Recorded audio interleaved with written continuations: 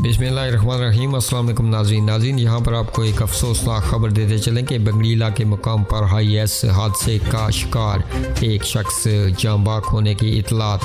नाज़रीन, अब तक मौसूल होने वाली इतलात के मुताबिक बंगलीला में पब्लिक ट्रांसपोर्ट वैन को ख़तरनाक हादसा, 4 अफराद शदीद ज़ख्मी, एक जाँ बाक।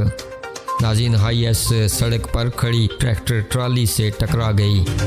जख्मियों को DHQ अस्पताल मीरपुर रेफर कर दिया गया। नाज़रीन, आप भी अपनी राय का इजहार नीचे कमेंट बॉक्स में ज़रूर कीजिएगा इस खबर के हवाले से, और मज़ीद खबरों और अपडेट्स के लिए हमारे इस चैनल को सब्सक्राइब कीजिएगा। और इतने बंदे भी है असल देखो, कोई चाहने वाला ही कोई नहीं, सिर्फ फिर आए न बंदे, तो कोई थोड़े चाहे थे एम्बुलेंस बुलाइए। हेलो चलो, कोई इलम नहीं क्या लगा है।